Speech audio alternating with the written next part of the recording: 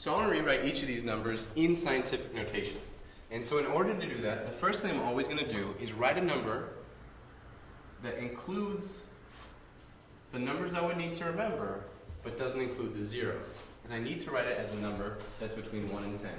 So if I have 35, that's not in between 1 and 10.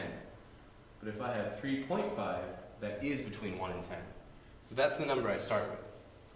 Then I multiply times the power of 10. And here's where I need to think. If I were to start with 3.5, the number's going to get bigger. It looks like a really big number. So I know my exponent is going to be positive. And I just need to count how many spaces it's going to get bigger. I need to move it 1, 2, 3, 4, 5, 6, 7, 8 spots to make it. So this would be 3.5 times 10 to the positive 8th. And that would be my answer going from standard notation to scientific notation. Just to make sure, I could actually check my answer by converting it back to standard notation. If I had 3.5 times 10 to the 8th, that means I need to move it 8 times. 1, 2, 3, 4, 5, 6, 7, 8. Fill all the blanks in with zeros. And I should have the same number I started off with. 3, 5, 0, 0, 0, 0, 0, 0, 0. 3, 5, 0, 0, 0, 0, 0, 0.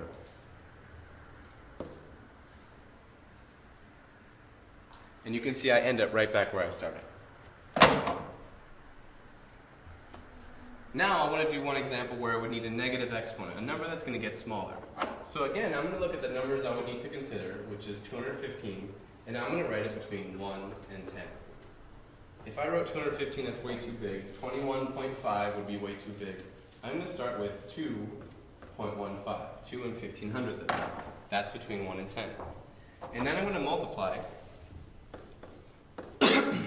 times a power of 10. Since I know the number is going to have to get smaller, it is going to be a negative exponent, but I need to count how many spots it would have to move. So I'm starting here at 2.15, and it's going to have to move 1, 2, 3, 4, 5, 6, 7 spots. So this is going to be 2.15 times 10 to the negative 7th, because the number is going to get smaller. And that would be my answer in scientific notation.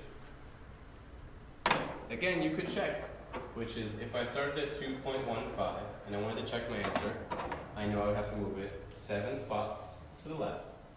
And 1, 2, 3, 4, 5, 6, 7. There would be my new decimal. I should have the same number I started with.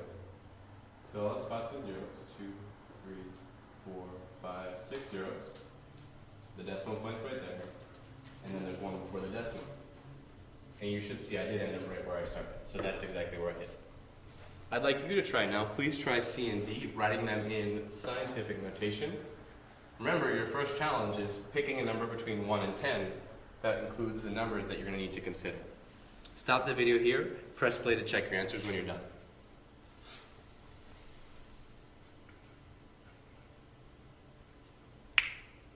Okay, you tried C and D. Let's check your answers quickly. If you had 92,400,000, that would be the same thing as 9.24, that's your number between 1 and 10, times 10 to the, let me think here, 1, 2, 3, 4, 5, 6, 7, 10 to the 7th.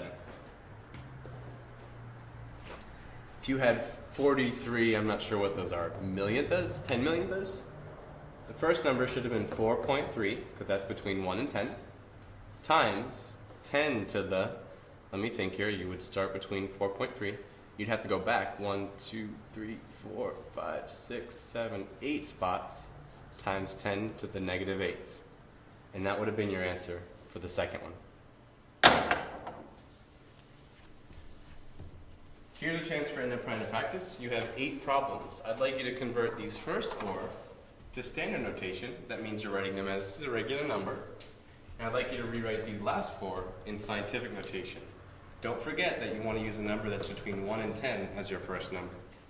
Good luck with these 8. If you do well, you should be ready to retake objective assessment 1C.6. Good luck.